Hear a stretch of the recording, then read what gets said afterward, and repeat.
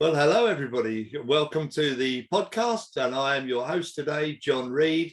People often call me John the Storyteller fella because of the way I do things. And today I'm doing this on behalf of Motivate Magazine. Here is the copy. The particular gentleman we're going to be talking to is Sam Ortyl, who features as one of the guests, collaborators on the magazine, and has written a really powerful piece about himself. So having read the magazine and read the article, I'm now extremely interested in talking to the man in person. So greetings, Sam. Welcome to this podcast. Thank you. Hi, John. Thank you for having me. Yes, not a problem. I've been looking forward to it for a while now. It's real good stuff, and smashing to be with you. So, Sam, you've had some battles in your life, I can see. Yeah. And whether you know it or not, I don't know, but I spend an awful lot of my time talking to people in prison who have had similar battles to yourself. So I know that they're not easy to overcome. And in fact, one of my collaborators, Ed Flanagan, who you might have seen on our site, he's an ex-prisoner himself. So I'm not suggesting you came through that route, but it is something that I've met an awful lot of people that have had similar problems. But just talk us through, if you will, from as far back as you can remember, how did you find yourself in this slippery slope, shall we say? So my story wasn't as bad as going through prison, but I think it all comes down from me growing up. I always was this happy-go-lucky kind of kid. Always wanted everybody to be happy, get along, yada, yada. But because of that, I probably learned very unhealthy coping mechanisms and behaviors, like being a people pleaser, for example. That's very unhealthy. But my true struggle started when I was in my sort of mid-20s, early 20s. And for about 8 years, I have suffered with severe anxiety, pretty severe panic attacks, periods of depression, substance abuse, being close to suicide, and basically in a very unhappy place. And through all this time, nobody had a clue what I was going through, because on the outside, I put a really nice mask. Everything was, perfect. I was always happy. I was always the one who was joking around. And I just learned to cover everything so beautifully that nobody had a clue, and I sort of reached this point where I couldn't hold it anymore. My close friends were like, "Really? You're always so happy and all this is going on." So that, in a nutshell, is my journey. Okay. Now, to somebody like me that's never suffered anxiety or depression, can you describe it? What happens? Yeah. So anxiety is that feeling of impending doom, as a lot of people describe it. You feel that something wrong is about to happen, but you never know what, and you're afraid almost all the time. It can be to different degrees. Some people have mild anxiety, some people have moderate to severe anxiety. Mine was pretty severe. So every time I would go outside my house, I would be afraid. It's almost like having, somebody said, it's like having conspiracy theories against yourself. So you have a lot of negative self-beliefs. When you walk past a group of people, for example, and they laugh, you think automatically that they are taking a piss out of you. They're laughing at you. Being a guy walking past a group of guys, for example, you always think, "Oh my God, they're going to notice me and they're going to beat me up." And that never happened. I'm 36 and I was never, attacked on the street. So it's very irrational fears, but that's how it feels. You worry about almost everything. You feel that constant feeling of fear. And most of the time, you feel like you don't know where it comes from. And people get into very unhealthy coping mechanisms like drinking, that I used myself for so many years. So looking back on it, was there something that triggered this? It's a good question. I don't think there was any single event that triggered it. I think it was a combination of what I mentioned, the way I was growing up. So I would always avoid confrontations, for example. I didn't want to upset other people. I didn't really get out of my comfort zone much. I was this scrawny little guy. Now everything has changed. But when I was growing up, I was this scrawny little kid. So I didn't get into a lot of fights, for example. So it's a mixture of lack of confidence, not standing up for myself, low self-esteem, and so on. And that sort of built up to the point where I started having these issues, and I thought that's normal until it was too much, and I realized that this is not normal, and started doing something about it. And we grow up into adult men, don't we? And we share Yeah. nothing at all. It's like the bloody mafia, but we just keep quiet. Yeah. This whole idea of going public as we are now and telling the world that, hey, we've had a problem, we've overcome it, but we've had a problem. This would never have happened in my I'm vastly older than you, but my generation would never. If I'd have gone to my dad and said I was depressed, he'd have said, oh, go and go and watch a game of football or something. Cheer yourself up, have a smile, go and watch the two Ronnies on the telly or whatever, He wouldn't have any understanding of mental health issues. And in truth, I haven't really got good. I've recently done a mental awareness course, and it's made me a lot more aware. And I think I can now see it in people that I couldn't see before. But I think generally, men are not good at this. I hasten to add that I think women are better. I think women are a lot more intuitive and can kind of pick up there's something. They might not know what it is, but they can pick up something. When you left school, what did you do for a living? Oh my God, I had many jobs. My first proper job was, I think my first ever job was cleaning a big supermarket. That was, I think, sort of like 2 months. Yeah. And then my first proper full-time job was working at the airport, loading luggage, doing cargo, driving machinery, stuff like that. Is this in the UK, or am I picking up the accent from somewhere else? Yes, I was born in Poland. That was my job in Poland. Okay. Yeah. Okay. And then I relocated to UK 14 years ago. My first job was working for BT, doing groundworks on their behalf. Yeah. Then I sort of got into distribution and logistics, starting from being a delivery driver, picking and packing orders, as I was always curious about how stuff works. I always wanted to know more. So from there, I progressed. I worked as a logistics manager for a little bit. Then I went back to become a distribution supervisor. And then I transitioned 5 years ago to the company that I'm with still. Okay. And we distribute newspapers. Okay, that's all right. That's all right. Did you find that the drinking habit began in Poland, or until once you come to the UK? I think it started here. In my early years, it's sort of you just do it because that's just what you do in your 20s, right? You experiment, you party quite a lot. We've all done it. Exactly. But then it gets to the point where it's a little bit too much, when you have to have 6 cans of beer after work, for example, every day. That's already a sign that probably something is going on. And then the second thing is, it's not only how much you drink, but why you drink. So if it's only social, we all probably know people who drink a lot on a regular basis, but they don't have problem. They just drink socially. But most people who start drinking, vodka by themselves, or a few glasses of wine every night, that might be indication that there is a beginning of a problem. So I think it started when I started noticing my anxiety and my panic attacks, which was already in UK. It was my, I think, second year. In the beginning, I was quite fit because I was working physically, and I would go to the gym as well regularly. And I started having these issues, feeling like I would have a heart attack and die. So my chest would get really tight. My chest would get really tight. I couldn't breathe. And I thought in the beginning that it's all linked to my physical health. And when it came out that it has its nervous background, a mental health background, I started looking into it. But I use alcohol for many years to try to cure myself, if you will. I think it's a well-trodden path, to be honest. I mean, I've enjoyed a drink all my life, but I've never been alcoholic. In going into prisons as I now do, I meet many people that have suffered the problem.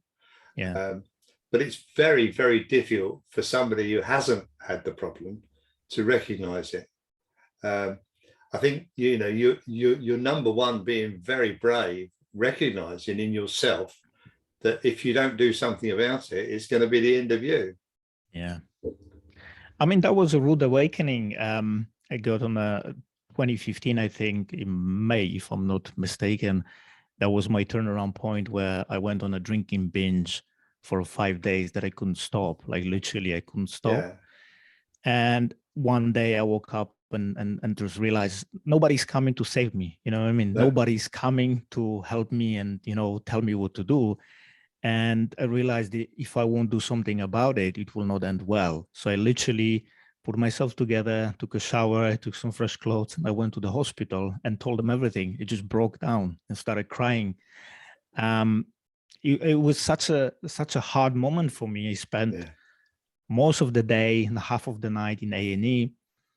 And I've realized in that moment that if I ever get from here alive and manage to recover, I'll do everything I can to never be in the situation again. And that's how my journey of recovery started. Yeah, I know a guy that I collaborate with who's been dry now for 12 years. But, he would never say he's not an alcoholic. He would say he's a recovering alcoholic. Yeah. Because he feel it's not that he can't go into a pub. He can. He's been in with me, and he's had a lemonade and he's walked out again. He's not anywhere near being transfixed on it anymore. But there you go. So what comes first then? Bit chicken and egg question, really. Does the mental health lead to the alcohol or vice versa? Oh, it's a good question. I think in my case, they perpetuated each other. Right. Because I always, as I remember, I always enjoyed drink. It's part of our culture. It's probably my DNA because my father was an alcoholic as well. So I think a bit of both. They probably feed into each other in my case. That's an interesting thing. As you say, your father was an alcoholic. Yeah. So you witnessed him being drunk, I suppose. Yeah, the thing is, he died when I was 5, so I don't have many memories.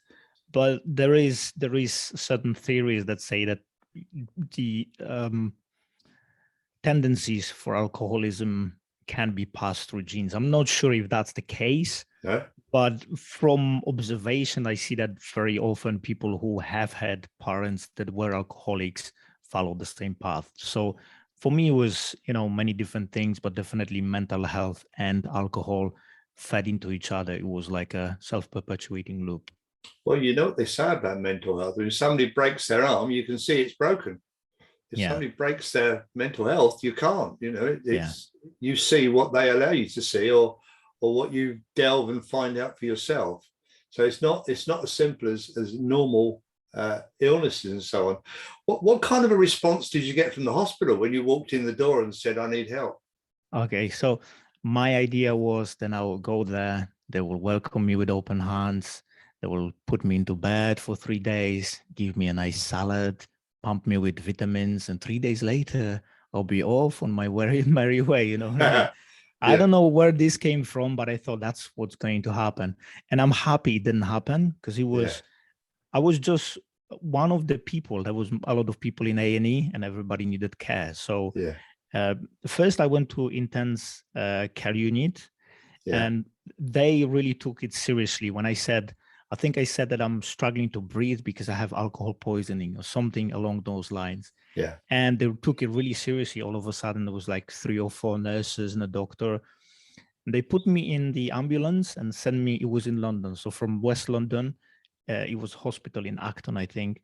They sent me to somewhere in North London to A&E. So already sitting in at the back of ambulance, it was really bad experience for me because I was sitting there ashamed and feeling guilty, thinking that these guys could be, saving somebody's life and I'm just wasting their time and this and that. So it wasn't a very pleasant journey. When I arrived there, I spent a lot of time just waiting for a nurse, a doctor. They checked my pulse, checked my heart and stuff like that. I got asked if I considered suicide, and I said yes. It crossed my mind very often. So I was sent for evaluation to the psych ward. And because it didn't happen how I imagined, it was a bit more sort of traumatic event for me from a perspective.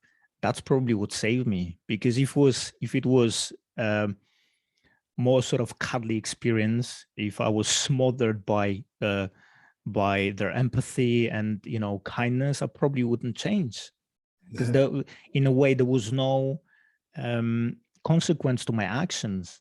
I'll be thinking, probably going back home thinking, well, if this happens again, I go to this nice hotel for a few days and we can do it all over.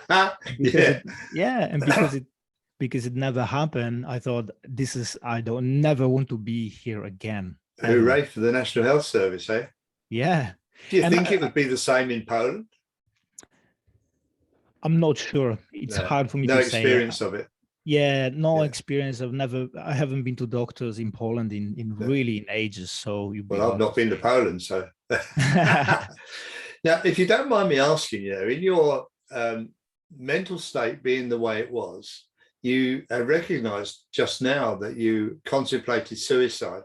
Yeah. What form did those thoughts take? I mean, did they get to the planning stage where you're actually working out how you would do it, or is it a sudden thing? I mean, it's no, it got to the stage where I didn't make proper plans, but consider certain things and imagine how would that happen. So how would it feel if I, for example, put a rope around my neck and put it somewhere on, or a door handle or something? Yeah. Or should I take some pills and fall asleep and never wake up? Or should I slash my... So I have very powerful imagination. So all these things, when I was considering, it was quite powerful. So it's very visual, almost to the stage of planning. The thing is that I always had this grain of thought underneath all that drama that I really wanted to be alive, because I enjoyed my life. Apart from all these problems, I really wanted to have a nice life. And I think that little thought being there rescued me as well, because I thought, if I am going to do this, why can't I try turning this thing around and see what happens? And if I don't like it, I can always, follow through, go and jump off a bridge or do whatever, I will feel like. So it got to the quite serious stage. And the problem is that we not talk about very often about the fact that once you have this experience in your life, it almost certainly will come back. When you find yourself in a difficult situation again, a situation that you feel like you're hopeless and helpless and you can't deal with, that becomes an option. And that's why people who had suicide attempts are at much higher risk to actually try again or complete suicide the next time. Yes, when I did my mental health awareness course, we covered this topic. And I must say, I feel quite difficult in asking you the questions because I've never had them. Yeah. And I admire your honesty in being able to talk about it. And I'm sure that anyone listening to this will gain advantage from listening to your words, because these are words from somebody who knows the problem. I can go on a course and learn about it, but I haven't suffered the problem. In my life, 3 people in my life have committed suicide over the years, and each time it's happened, and they've succeeded. Each time it's happened, I've never been able to understand it. I look at them, clearly they all had some kind of mental event going on in their brain at the time. But it is extremely hard to understand if you've not had the problem yourself. Yeah, definitely. And even on my courses, when I facilitate first aid for mental health or awareness courses, people who haven't had this experience really struggle to understand how you can get to the point where you consider ending your life. Yeah. But from a perspective of someone who have that experience, most people will feel like they are burdened, like their life doesn't matter, like they don't deserve help. So there's a lot of very negative self-talk, a lot of shame and guilt, and thinking like, if I wasn't here, it'll be easier for everybody else. Yeah. People always say, not always, sorry, people often say that suicide, for example, is selfish because you leave a lot of pain behind. But the reality is, from perspective of a person who actually contemplates suicide or attempts or complete suicide, they feel like they are doing everybody around a favor, taking away the burden. A good way of thinking about it is if you think about being in a burning building and standing on a balcony, for example, and you cannot go inside. If you go inside, you're going to burn to death because the flames engulf everything already. So you have two choices: go inside and endure the pain and suffering, or jump off the balcony and die quick death. So that's a good analogy that shows in what sort of predicament a person considering suicide feels like they are. Mm. Yeah, and very difficult, again, as we've Yeah. said already, very difficult for somebody who's not got that mindset to understand that. And I know there are many charities and people out there now trying their best to do good work to help people in this situation, because that's what it needs. Yeah. But do I recall also that drugs played a part in your life? Not that much. I've experimented a little bit, but when I was a bit younger, so my late teens, early 20s, but it was more recreational and sort of partying. So, going out on Saturday, having some or having some speed, stuff like that. But that wasn't part of my mental health problem. It was more alcohol. You weren't a regular cocaine user or anything like that? No, definitely not. No. Me neither. You see, again, it was only when my son was a teenager in the Boy Scouts that the local policeman ran a drugs evening and showed us some drugs that I'd seen them. I mean, I was in my 40s by then. I've got no idea what they look like, even, let alone take one. And again, it's generational, isn't it? As we go through the generations, the times are changing in more ways than one. And so you do wonder where it's all gonna end, really. How's it going on, So you came out of it.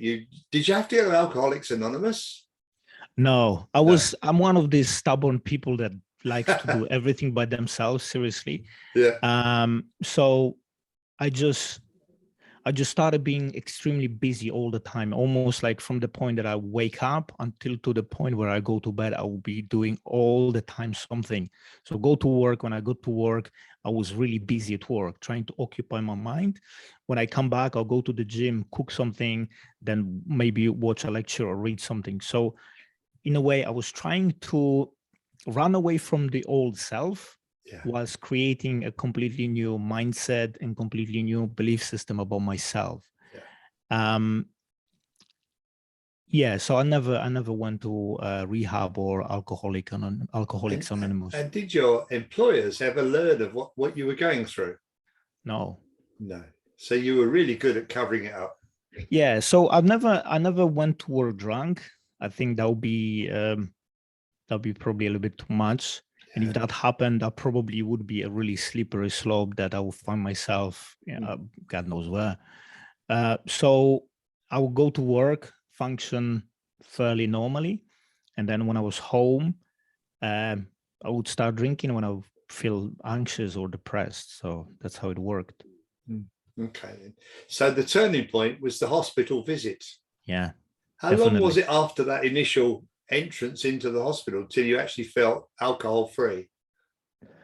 Oh, it's a good question. I would say that probably about after a year, I could say that I felt like I was not sort of run by anxiety and didn't have to fight the urge to drink. I could go into the shop and look at the whole sort of wall or whole shelf of vodkas and then feel like, oh, should I or should I not?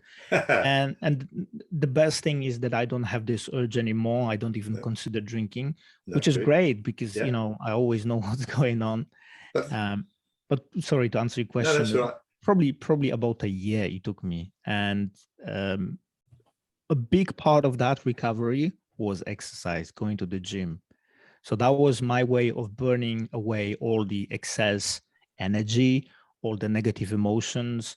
When you get tired, you sort of feel a bit calmer as well. So I would go back home after a day of work and being in the gym, and I would just go to sleep and then wake up the next day and do the same thing. Yeah, and have a good day doing it. Yeah.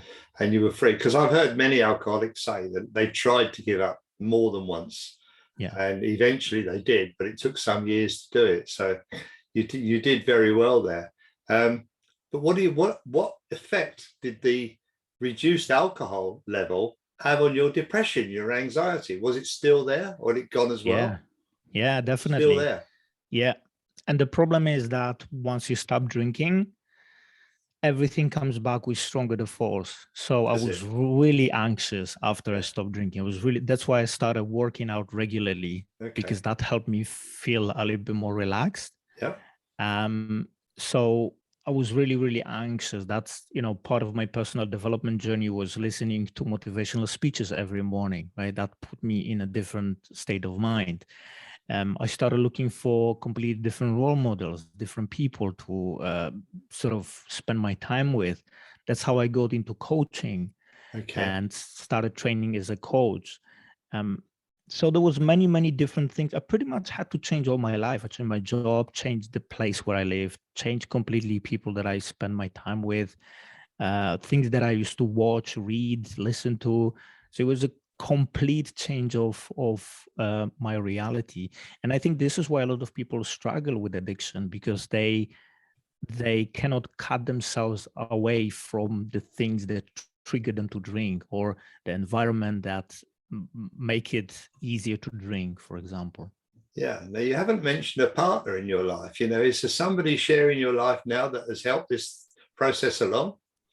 Not at the moment, but when I was going through that, yes, there was a lady, and she probably could see, now looking back at it, she probably could see that I had a problem with drinking to some extent. But we never had this conversation, and I pretended that everything was fine, Yeah. And Yeah. when we went out, I just had, 2 or 3 or 7 beers, or how many drinks. Whatever. Yeah. Yeah, and for me that was normal, and then just life went on. Yeah. My Yeah, son drinks more than I do, but he goes out with his wife, and they both get sloshed and come home, and it's just normal. They're not alcoholics. They yeah, just like the taste of alcohol. So, that's their life. They can get on with it. But it's looking around for a rock in your life to hold on to, isn't it? Something that gives you a vision, yeah, something that yeah. gives you a reason for doing what you do. So you mentioned then that you trained to be a coach. So is that the way you make your living now? No, that was my beginning. So I got into coaching. I became a certified transformational life coach. So that Okay. was beginning of my journey. But then through that journey, I started taking part in facilitating workshops and doing public speaking and so on. And I've realized that I enjoy teaching more than doing one-to-one coaching. So Okay. this is what I do now. Mainly facilitate first aid for mental health courses. And I don't really do much coaching anymore. I just enjoy more being in a classroom setting when I get to present something in an interesting way, have a conversation and debate with a group of people, and can share ideas and talk about personal experiences. I think that is more valuable, and that is more my place than one-to-one coaching. And that's what gives you pleasure. Yeah, definitely. A And sense of purpose. you might see on my back wall in my little summer house here the sign that says, "Don't take life too seriously. Nobody gets out alive anyway." Yeah, a It's good very point. true, very profound. But it is true, isn't it? We're all going to come to our end one day. And I think you need to get to a stage where, looking back on your life, there may have been low points. I've certainly had mine. But there would be high points as well. And they're the ones to remember, and they're the ones to be proud of. So, hey, Definitely. Yeah. I think you're doing all right there, Sam. You're doing okay. So on that high Thank note, you. I think we'll draw a veil over the rest of the podcast. We'll bring it to an end, if you like. And this is me saying to you, Sam, thank you so much for your candid description of the problems of life. I'm sure you will have helped many people in saying what you say, because, hey, we're men and we don't talk about these things, but yeah, we do. We do here. And that's what I like to do. So thank you so much, Sam, and we'll see you next time. Thank you for having me, John. I really enjoyed You're chatting to very you. welcome. Take care. All And the you. best.